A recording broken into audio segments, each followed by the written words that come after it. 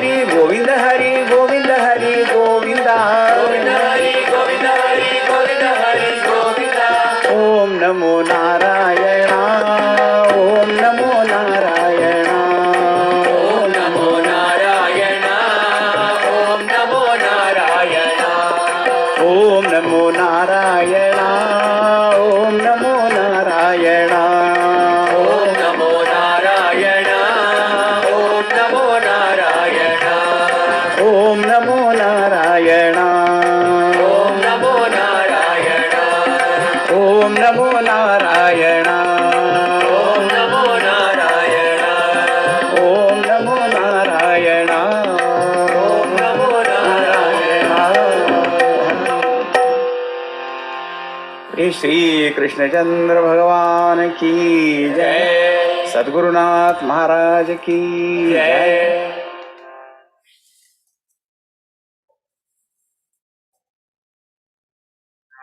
गोविंद गोविंद गोविंद गिरधारी गोविंद गोविंद गोविंद गिरिधारी. गोविंद गोविंद गोविंद गिरधारी गोविंद गोविंद गोविंद गिरिधारी. गोविंद गिरधारी गोवर्धन गिरधारी गोविंद गिरिधारी गोवर्धन गिरिधारी. गोविंद गिरधारी गोवर्धन गिरधारी गोविंद गिरिधारी गोवर्धन गिरिधारी. गोविंद गोविंद गोविंद गिरधारी गोविंद गोविंद गोविंद गिरिधारी. गोविंद गिरधारी गोवर्धन गिरधारी गोविंद गिरिधारी गोवर्धन गिरिधारी. श्याम सुंदर मदन मोहन वृंदावन बिहारी श्याम सुंदर मदन मोहन वृंदावन विहारी. श्याम सुंदर Madan Mohan Vrindavan Bihari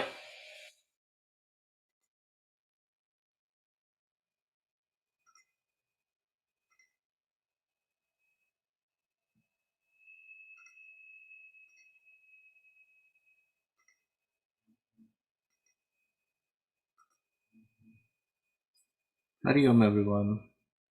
Can you all hear me clearly?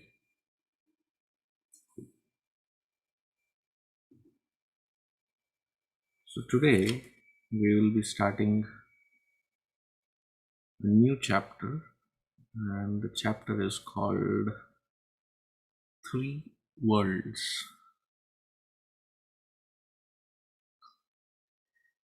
So I'll take you on a world tour. Three worlds.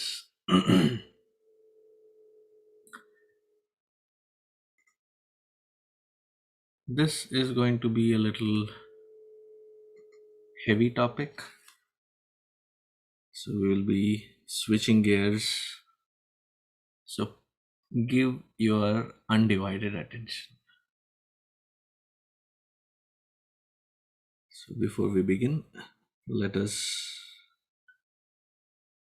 do the invocation and then get into this particular chapter. It kind of summarizes a lot of thought and then proceeds with the three worlds. Then there is microcosm, macrocosm, the creator, the creation, and the individual. So there's a lot to cover. So let's hope I can cover all of it, sum it up in under 1 hour. And it should give you enough scope for several questions. So that will be next week. So let's begin.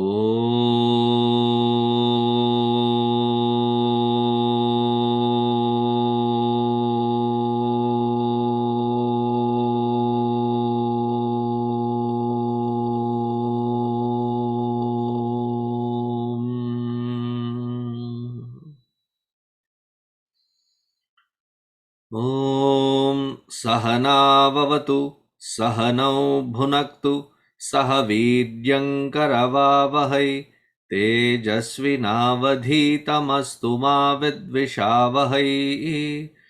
ॐ शान्तिः शान्तिः शान्तिः। गुरुर्ब्रह्मा गुरुर्विष्णुः गुरुर्देवो महेश्वरः गुरुरेव परं ब्रह्म तस्मै श्री गुरवे नमः। तस्मै श्री गुरवे नमः।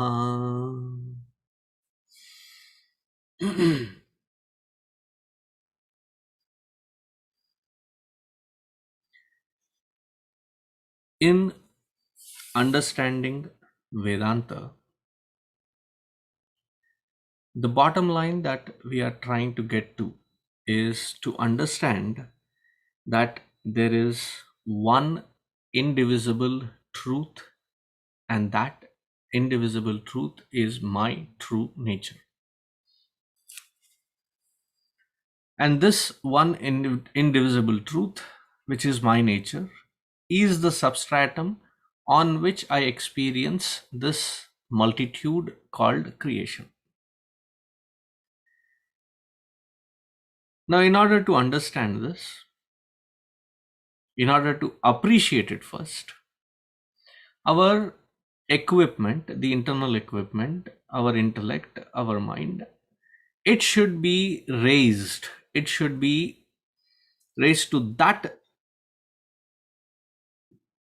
subtle critical thinking, having reached where it can grasp these concepts in experience. What kind of experience? We live with the conviction that this body, mind, and intellect that we have is not an equipment that I function with, but verily my definition. This is who I am. That the body is such and such a weight, such and such a height, the skin has a certain color, then the mind has certain texture to it, the intellect is sharp, dull, clumsy, whatever you would want to. All of this put together is me, is my nature, is my definition. This is how I look at myself.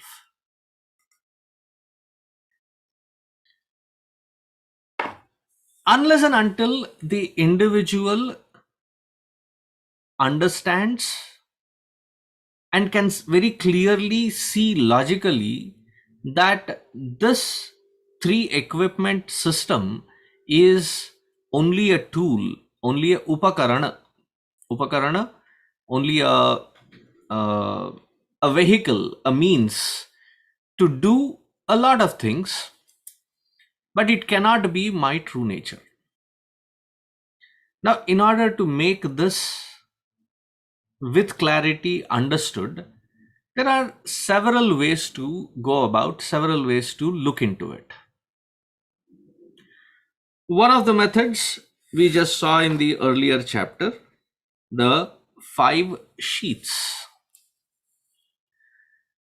There is Annamaya, Pranamaya, then there is Manomaya, Vijnanamaya, Anandamaya. The core of this is my true nature. This is one way of looking at it. Another way of looking at it is there are 3 bodies. What? I thought I had only one body.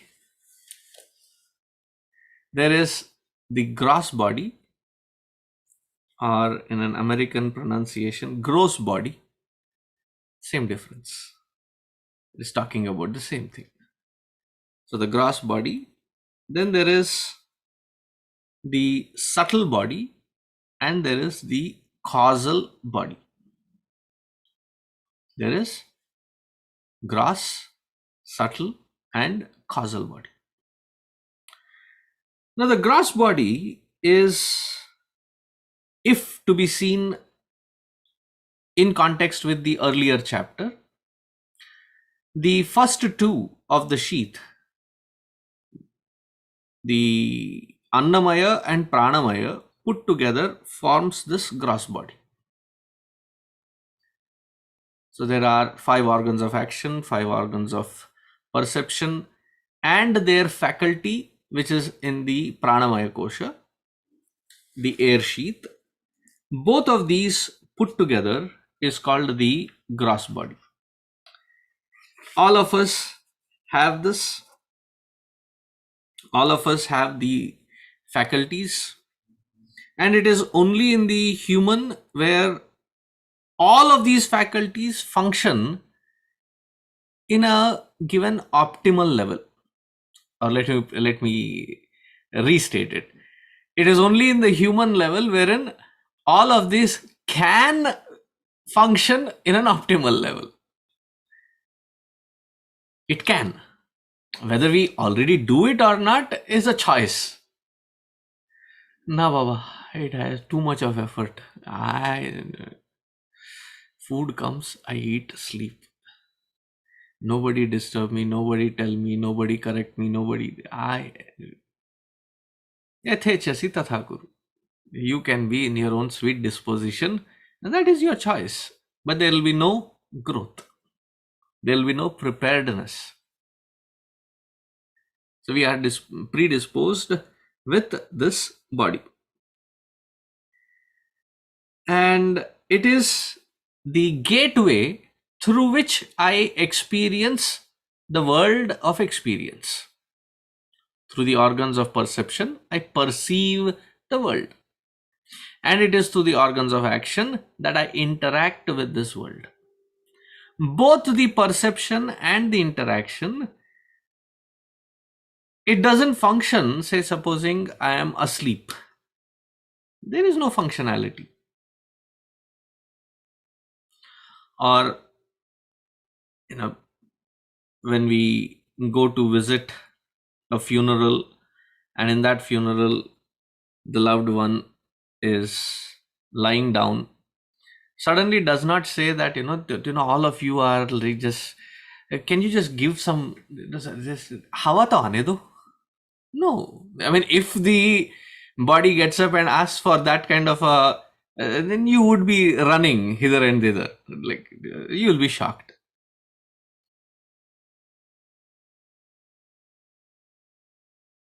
Just like in the sleeping person, there is no movement. There is absolutely a disconnected existence. Why? Something that has to be connected with this gross body to make it agile, to make it functional. So I put it this way, that there is this hardware. This physical body is the hardware. And there is the software. Where? Everywhere. With respect to the body, it is there everywhere. This subtle body it has 4 components, 4 aspects to it, 2 of which we have already discussed earlier. Mana, Buddhi, Chitta, Ahankara. Mana and Buddhi we have already seen. Right? We have already dwelled deeper into that particular topic. All these 4 put together is called Antahakarana. The gross body that we just explained, all the 10 equipments put together, it's called Bahikkarana, the external equipment. Whereas these 4 are called Antakarana, the internal equipment. Very technical class today.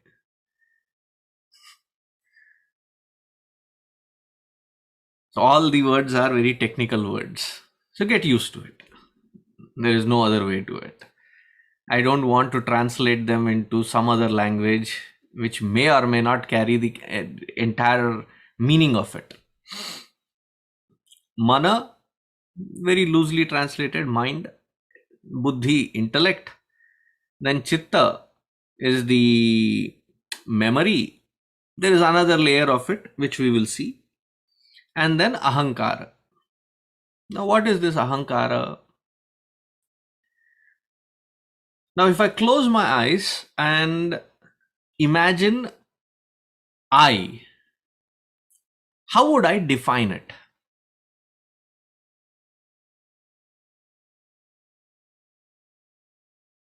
I want to do this. Who is this I? How would I want to define it? As we sit down to define it, there are so many aspects of our life that which get embedded in it. I am my likes and dislikes, which is the vasana here. I am the layer of body, mind, and intellect. I am the perceiver, feeler, thinker. Sometimes I even carry myself with the objects, emotions, thoughts as well. Most of the time we get identified. If something or like an object is being praised or censured, we feel that I am being praised or I am being censured.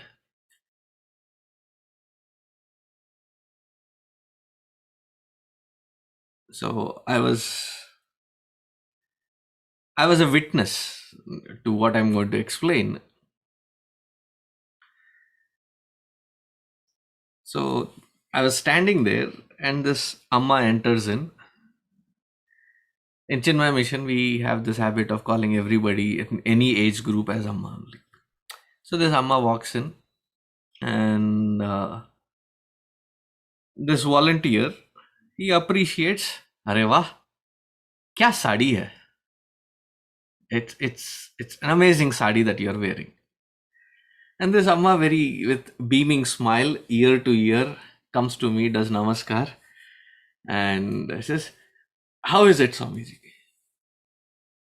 Then she understood Hindi, so I said, "amma, ज़्यादा चांद पे मत चढ़ो, उसने केवल आपके साड़ी अच्छी है कहा है, आप अच्छे हो नहीं कहा है." She's like, when that person just put me up there and you just like, crash everything for me, then I just stated a fact. As soon as the sari was appreciated, my identity with that sari is so strong that I feel that I am being praised, I am being lifted up. Wow. As soon as I said, it was only the sari. Sari अच्छी है, आप अच्छे हो नहीं उसमें पता नहीं. We sometimes lack that clarity of distinction that the things that we possess, the house is praised, I feel I am being praised.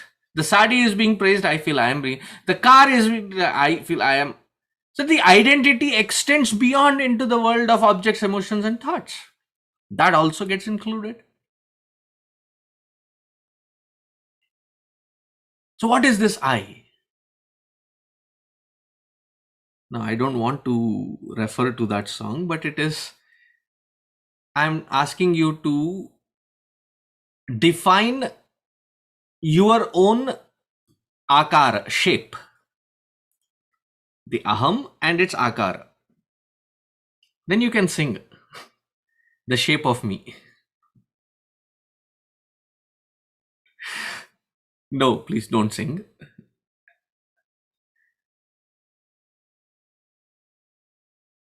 It includes all these aspects. It's not just one portion of it or one aspect of it, all of this put together. And I constantly evaluate that definition of I incessantly. It's constantly happening. If somebody glances, now that glance was a warm glance, appreciative glance. Yeah. If that was not a warm, it was a cold glance, or it was even worse, It was looking through you, not at you. That your presence itself was almost like neglected.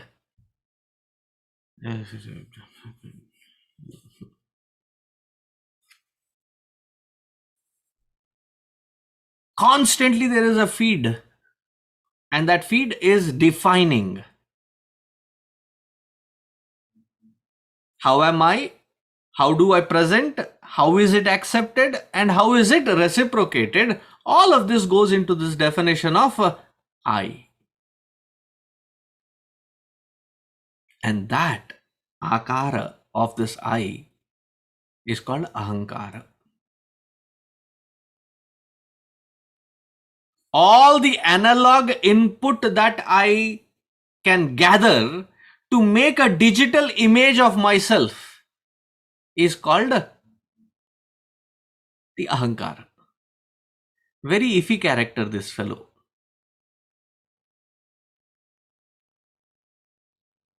It's always on the edge. Always on the edge, always constantly comparing, criticizing, comparing, competing, comparing. Constant, there is a kachpach happening. And that is this fellow. So what happens? Let me give you an example. Somebody is, say, praising, interacting, and there's a praising, a word of praise. So I have an image of myself. Say this is of the shape of that. Just imagine, okay?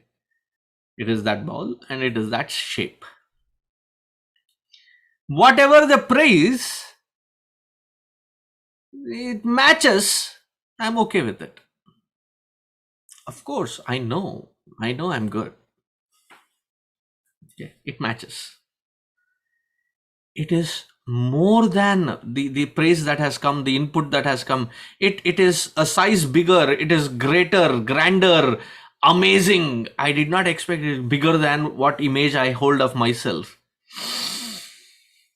The chest swells up. बहुत अच्छा लगा. Right? So far it is awesome. It is hunky dory.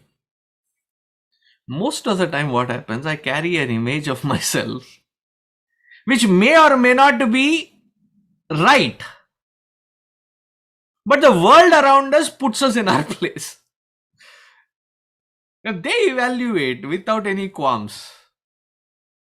Right? So they tell or they express. And that happened to be a smaller size than what I have imagined myself to be. This comparison,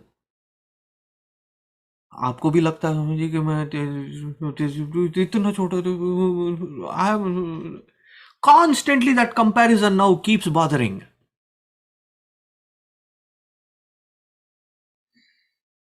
A person who knows the equipment, its skill sets, its pluses and minuses. I'm not saying we are all perfect. We have pluses and minuses. All included, I know I am not the greatest, but I am not somebody that is not having confidence to be who I am with all the pluses and minuses included. Not that I want to be stagnant there. Even if I have to grow, I have to have a complete assessment, a truthful, honest assessment of myself. I may not be all gloriously plus. I may not be all, despicably minus. Somewhere a mixture of both I am there, but I'm okay with it. I am at peace with it. Now I know these are my pluses, I have to enhance it. These are my negatives that I have to wash. I have to work at it. But I'm confident where I am because I have a grip at how to work, how to grow, how to pace myself. And that reflects in the confidence with which I take this and not fall trapped to this comparison. It's a very vicious loop, unending loop. In this country, right since teenage time, validation. Am I looking cool? क्या मैं cool दिखता हूँ? बोंदू दिखते हो क्या? पुचक. Yeah, the pani puri, very delicate, right? You have to make a hole in it and fill everything, and then that's why in West Bengal and then they call it puchka. क्योंकि पुचक होता है ना. If you apply excessive pressure, the whole thing crumbles. Our ego is clumsier than that pani puri ka puri. A little puchak. Because that validation, I immediately compare, I associate, and if that is not provided, my existence is at stake. Nobody loves me. Nobody cares for me. Nobody pays attention. I don't think I'm worthwhile. I don't think I'm useless.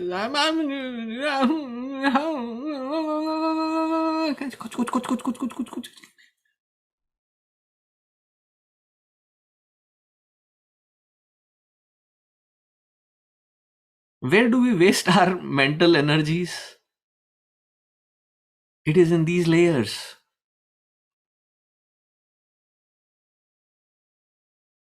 What do we mean by confidence?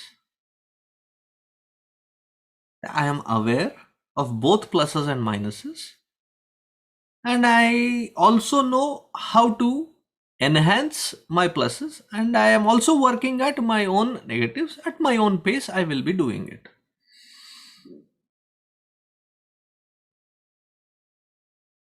Then I don't fall trap to these validations.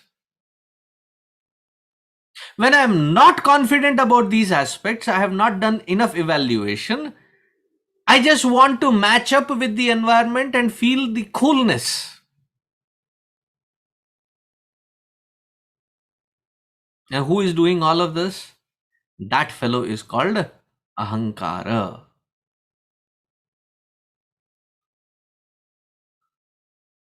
Even the most pious people will have that Ahankara.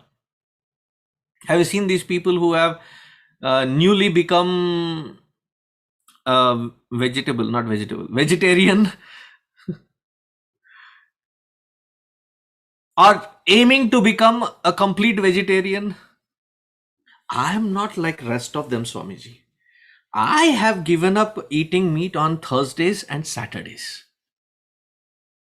Thursdays for Guru and Saturdays for Hanumanji. Matlab kya? Friday, the revenge of Thursday and anticipation of Saturday, there is like a complete full dose, full load, extra load. But I don't eat all 7 days, okay? I eat only those 5 days. Rest, those 2 days, I've given up,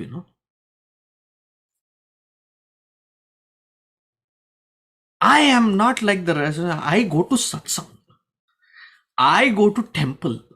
I'm regular at it. Every Friday, every Saturday, every Sunday, I go to the temple and I do service also.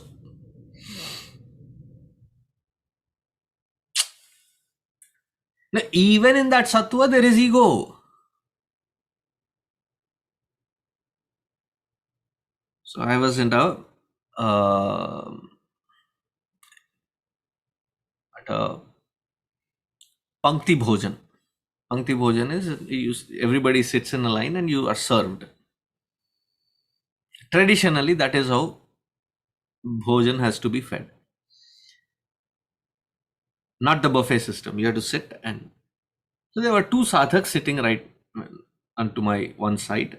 And this was the conversation that was happening. Kitne mala? And this person said, 15 mala. The other person said, बस मैं तो 50 करता हूं, 50. what is the discussion that is happening? The discussion is how many malas of japa do you do? The first person says 15. The other person now immediately says only that much. I do 50.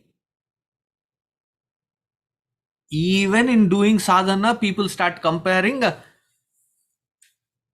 Have you learned Bhagavad Gita? I have already memorized 7 shlokas. How many? I have memorized the whole chapter. What? Already?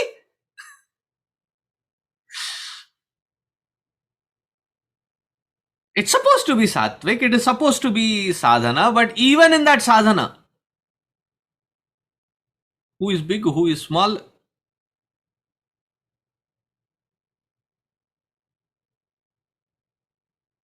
I hope I conveyed what ahankara means. Now, chitta, there is one aspect of this. Chitta is, if to be explained properly, I would say it's an extension of the subtle aspect of the antakarana. The shiniest portion of the antakarana is called chitta. The antakarana itself is subtle, in that the subtlest, shiniest. And what happens in this shiniest? The supreme Paramatma, supreme self, who is of the nature of Sat Chit Ananda, therefore being Sat, therefore being all pervasive. As soon as this antakarana, the subtlest of it, the shiniest of it, shines on this antakarana,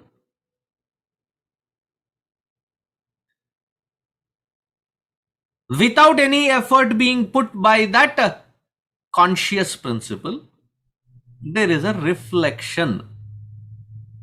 Recently in Atma Bodha class also I gave this example.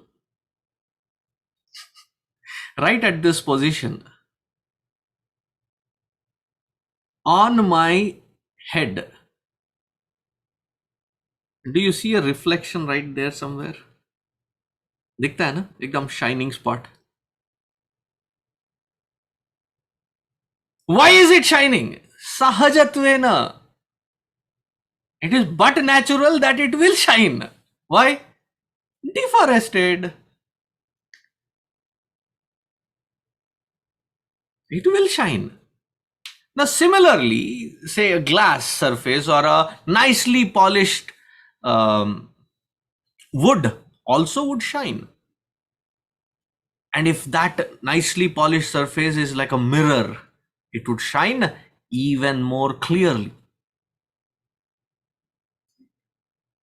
Similarly, of all the layers of antakarana, the most subtle is this layer, and because of its subtlety, there is the reflection of the self, reflection of the Paramatma Tattva. That all pervasive principle is reflecting. As soon as that reflection hits that surface, the reflection also starts behaving with a similar qualities as the source.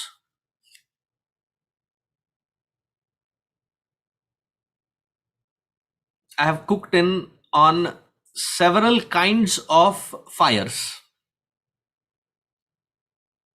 Gas, induction, oven, not so much like microwave, but microwave. In the villages, there are these 3 stones, and on that you have the cooking container, and then underneath you stuff with lot of sticks, and then you light it, and then you either fan it or blow air so that it doesn't smoke up the whole place. One vichitra, very peculiar, was when I was in Udaipur, Jaipur, Rajasthan, that area, when I was traveling. This particular little place that we were staying, the mode of cooking was very interesting. They brought out just before lunchtime a concaved, shiny structure out. And Rajasthan, for all of you, it is a desert and the heat index is pretty strong. And for about 9 to 11 months of the year, it is always bright and shining. Sun is always there.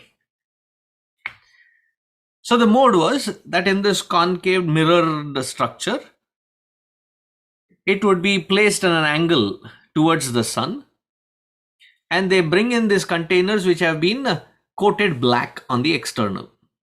Inside it is very clean. So in that they put rice, potatoes and whatever that they had to. It was a long structure, and on that long structure they had these 4 or 5 containers put in. To my surprise, within just about 10 to 12 minutes, even dal was ready. It had been cooked. How? It is not just the sun. The sun's energy is converged through this concave shape onto that containers. So the reflected light also has a similar quality like the sun with heat and light. Right? The original sun is hot. The sun's rays are hot. The reflected also carries a similar kind of quality.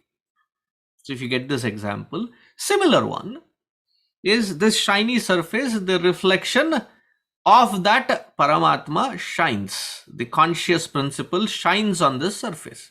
As soon as it shines, there is a reflection. And that reflection also has the very concept of conscious principle. So the Antakarana is enlivened by this reflected consciousness. It's always reflecting, right? And as though by induction, the intellect is empowered, feels alive. From the intellect, the next layer, the mind feels empowered, enlivened. From the mind, it is the organs of perception and action. They feel enlivened, empowered. And with all these equipments of body, mind and intellect, there is the cumulative identity. That where it reflects is called Chitta. The identity is called Ahankara,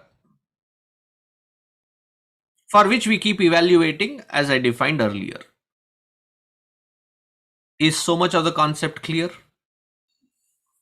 Are we all on the same page? Give me a thumbs up if you're all on the same page. Cool. Thank you. Now, this Mana, Buddhi, Ahankara, Chitta, all 4 put together is called the subtle body. In India, the first time I heard it from somebody who was, while eating pan, talking about it, and what I heard and what I ended up seeing in the book, it kind of confused me. They say, oh, grass body, shuttle body, and casual body. And then I looked into the book and I said, that is when I realized it is not a casual body, it is causal body, that which is the cause of everything. This causal body, we saw it in the earlier chapter, which is nothing but the bliss sheath, which is Anandamaya Kosha, is also known as causal body. Why causal? See, whenever we have the discussion, it will come that there is we are engaging ourselves into karma? Because there is vast layers of vasana that compels us to work. Now the work that which we do creates more of the vasanas. So every time there is a discussion, especially in Yuva Kendra,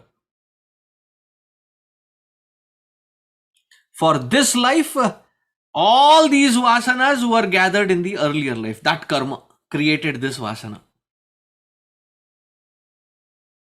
Now those actions that I did in the earlier life were because of the earlier set of vasanas. So then we immediately jump. Wait a second. So if we go like that all the way back to the first Janma, what was it then? Was it karma or was it vasana? बीज पहले कि पेड़ पहले? और another famous, अंडा पहले कि मुर्गी पहले? Which one is first? Is it the egg or the chicken?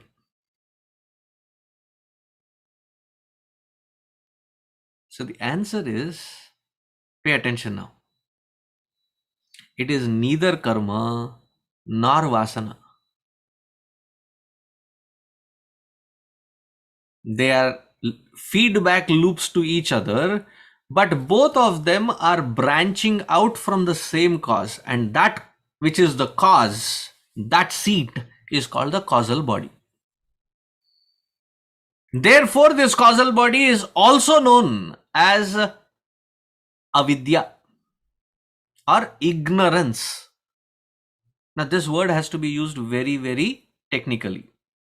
It is not ignorance of Italy or ignorance of chutney or ignorance of pajama kurta or ignorance of pen or a pencil. No, I'm not talking of anything ignorance of material. Here ignorance specifically means ignorance of my own true nature. Not knowing what my true nature is.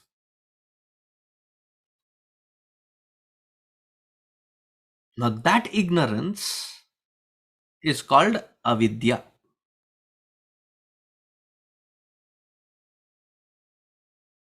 Do we know when this avidya has started? The word is that which it cannot be described. Why can it not be described? So I asked somebody, do you know Chinese? Do you know how to speak Chinese? Let me be clear. Do you know how to speak Chinese? I said no. Since when did you not know? Since my birth. Oh, that means before your birth did you know Chinese? Not knowing, you cannot actually attribute to a certain time of beginning. It is there that I do not know. Anirvachaniya, that which cannot be described or put in proper words of when it has actually begun. But lucky for us, though its beginning cannot be ascertained, its end can be definitely ascertained. How can you remove avidya? Only through vidya. Therefore, Upanishads say, according to Hinduism, when we say moksha or realization, liberation, what do we mean? We mean removal of this avidya, this causal state. That which is the root cause for both karma and vasana.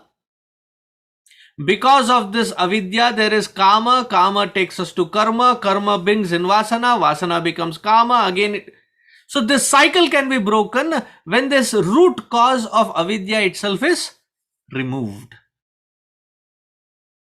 How? There's only one method. There's only one means. Supposing there is darkness, how can you remove that darkness? I have tried all methods, okay?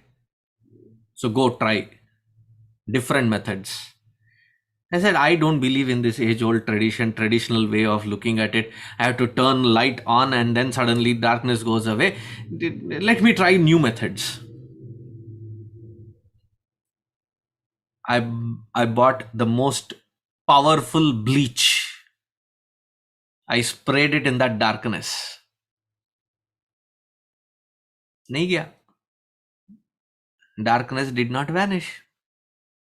I brought in this commercial vacuum cleaner, turned it on into that dark room, expecting that it would be sucked away. कुछ नहीं हुआ. That did not get. Even if there is a small matchstick that you light up, that is sufficient to chase the darkness away. A very tiny bit of light is sufficient to remove that darkness. Now the darkness may have been there in that particular room or cave for last 5, 10, 15,000 years since creation. The moment I light the lamp, the darkness does not take that many years to go away. Like, ruko. Since creation, I have not moved. Now that you are lighting a lamp, I have to go back. It will take time. It will take another at least 15,000 years for it. No. As soon as you light the lamp, the darkness vanishes. That where there is light, there cannot be darkness. So one kid put his hand. This was during, Balavihar. I think it was a high school kid. Put his hand and said, there is light also, there is darkness also. It is not from a third man's standpoint from where you are seeing light and darkness. It is right at that place where there is darkness. It clearly means that there is no light. But if there is light, there cannot be darkness. Similarly, there is only one method to remove this avidya, this ignorance of one's own true nature, and that is through vidya, knowledge of the self. Now pay attention. Many people jump into the trap because you have been hearing this cliched word, meditation. जानना पहचान मैं तेरा मेहमान. We do not know what to meditate upon. आंखें तो बंद कर लिए. What are you doing? Meditating. On what?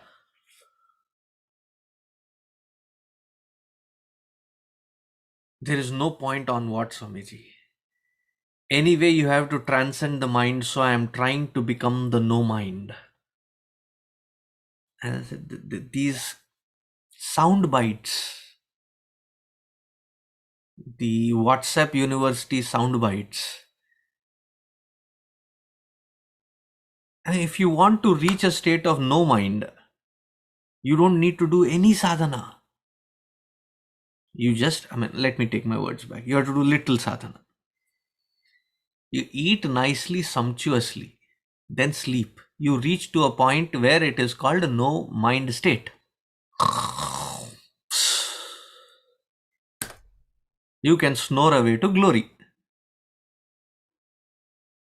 Do you know what is sound sleep mean? Sleep for yourself, sound for everybody else. There is no mind. So one has to understand what exactly am I focusing upon to meditate.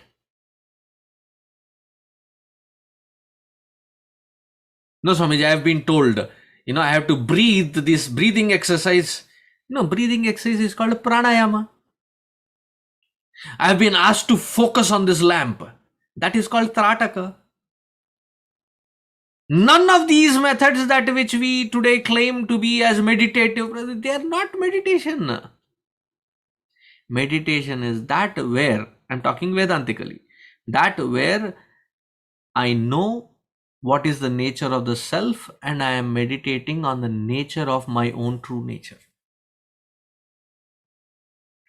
Why is the intellect employed? Because the confusion is in the intellect. The ignorance is in the intellect. Where will you shower the light? Wherever there is darkness, right? I had to come for this class, so I need this light. But then I have it in the next room. Why? वहां पे convenient था. It is not going to help here. Similarly, it is this intellect which has to be illumined, which has to come to cognize, which has to come to understand what is the nature of my self. And to abide in it without any confusion, without any doubts. Therefore, satsanga, through which Shravana, where I learn about the nature and its various intricacies, the nuances, so that when I sit down on the meditation, I don't have a confusion. Ab kya karu? What should I do? No, you already know what to meditate upon. And it is in that knowledge alone. Knowledge removes avidya. Meditation helps me abide in my true nature so that my erroneous habits that have been, my body, mind, and intellect have been constantly used to, I break that pattern in through meditation. Without this vidya, without this experience, without this knowledge as to who or what to focus upon, just closing your eyes cannot be called as meditation. Hope I have emphasized that enough. Now, moving forward, I've explained the gross body, subtle body, and causal body. And as I said, this is a very technical chapter, so I'm going in detail. Now, the next part are the 3 states. One should not confuse with the 50 states in US. Which of those 3 states? No. Here we are talking about a state of experience. So we have 3 states of experience. One is called the waking plane. The second one is called the dream, swapna avastha. And the third is called sushupti avastha, deep sleep. Jagrad avastha, waking. Swapna avastha, dream. And the last one is the sushupti avastha or the deep sleep state. So that in itself is quite an interesting topic that I will touch upon next week. Clear? I know there's still 7 minutes, but I will pause here. Oh, I see new faces. Welcome. And there are faces that I should say you were missed. Welcome to you also. So can I ask Krishna Priya to sing Hanuman Chalisa, please? कुछ अच्छा tune में, बढ़िया आवाज. Okay.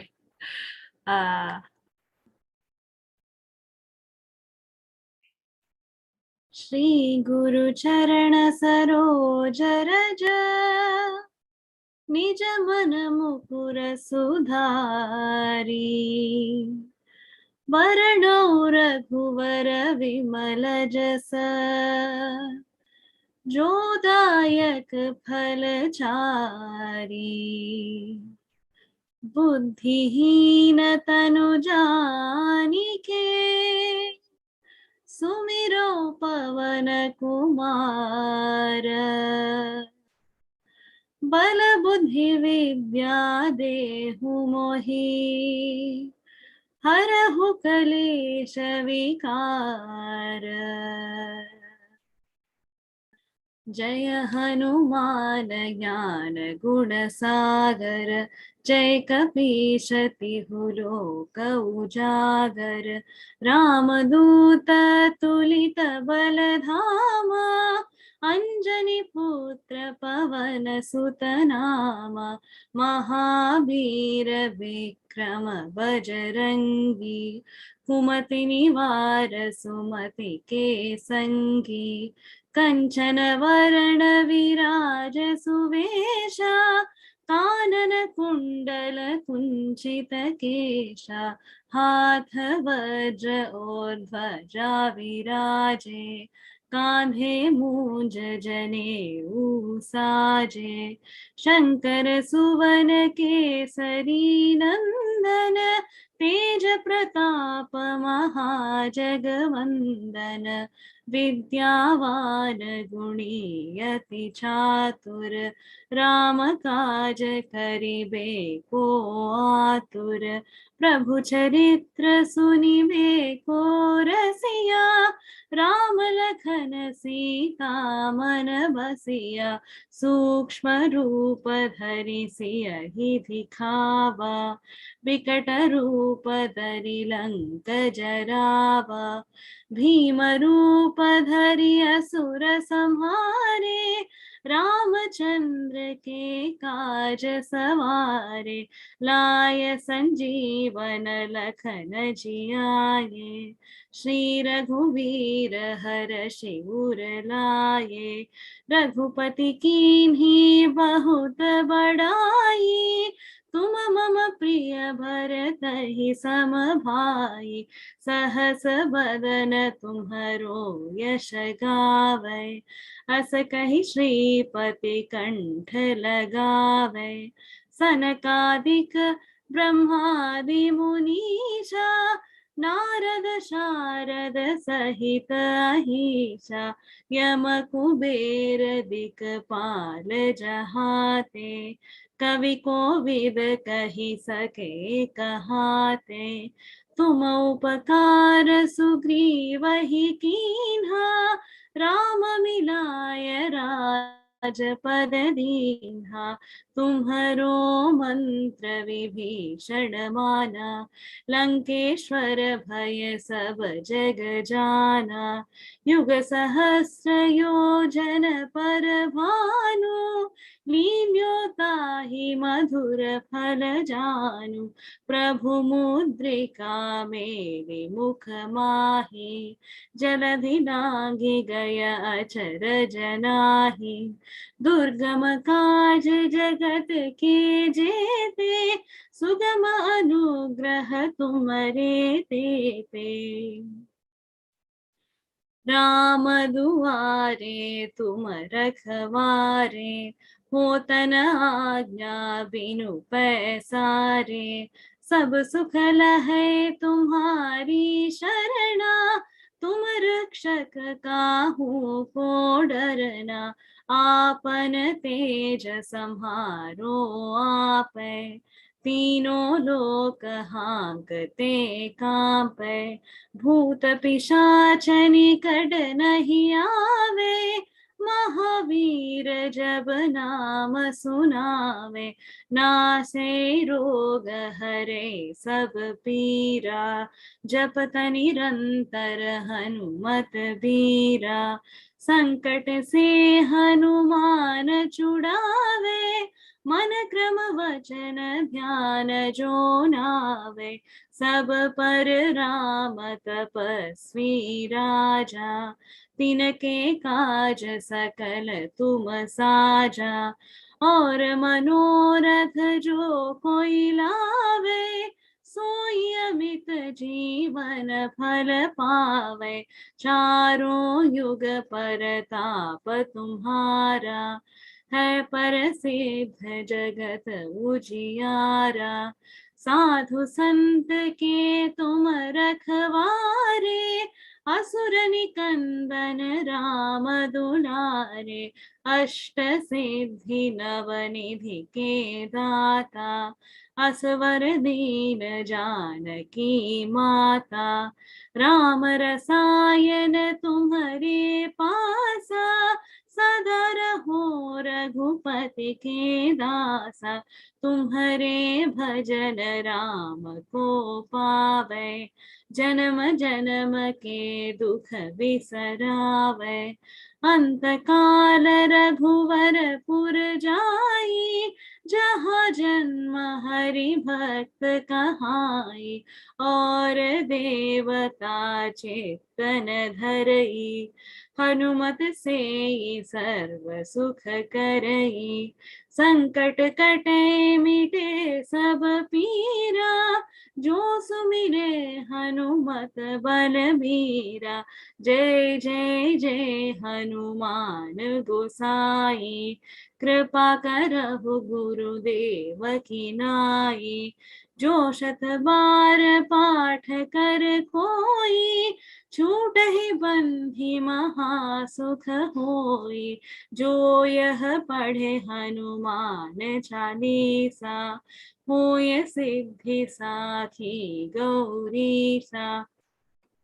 Tulsidas सदा हरि चेरा, की जय नाथ हृदय महडेरा। पवन तनय संकट हरना, मंगल मूर्ति रूप। राम लखन सीता सहित, हृदय बसहु सुर भूप। सियावर रामचंद्र की जय, पवन सुत हनुमान की जय।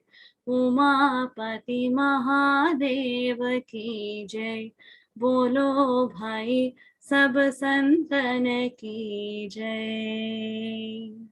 श्री सद्गुरुनाथ महाराज की जय। Thank you, Ma. And happy Hanuman Jayanti to all of you. It was yesterday, so that's why I asked her to sing really in a nice tune. Thank you for that. Hariji, 3 times Mahamrityunjay mantra. ॐ त्र्यम्बकं यजामहे सुगन्धिं पुष्टिवर्धनम् उर्वारुकमिव बन्धनान् मृत्योर्मुक्षीयमामृतात् ॐ त्र्यम्बकं यजामहे सुगन्धिं पुष्टिवर्धनम् उर्वारुकमिव बन्धनान् मृत्योर्मुक्षीयमामृतात् ॐ त्र्यम्बकं यजामहे सुगन्धिं पुष्टिवर्धनम् उर्वारुकमिव बन्धनान् मृत्योर्मुक्षीयमामृतात्। Thank you, Harigaru. We'll conclude with the Shanti Patha and we'll continue with this chapter next week as well. So hold off on your questions. Let me conclude the chapter and then keep writing your questions. Then you can shoot me with all your questions after the chapter is done. So let us conclude. ॐ सर्वे भवन्तु सुखिनः, सर्वे सन्तु निरामयाः, सर्वे भद्राणि पश्यन्तु, मा कश्चित् दुःखभाग् भवेत्। असतो मा सद्गमय, तमसो मा ज्योतिर्गमय, मृत्योर्मा अमृतङ्गमय। ॐ पूर्णमदः पूर्णमिदं पूर्णात् पूर्णमुदच्यते, पूर्णस्य पूर्णमादाय पूर्णमेवावशिष्यते। ॐ शान्तिः शान्तिः शान्तिः। Hari Om Shri Gurubhyo Namaha. Hari Om. Take care, everyone. Happy Hanuman Jayanti to all of you again. See you next week.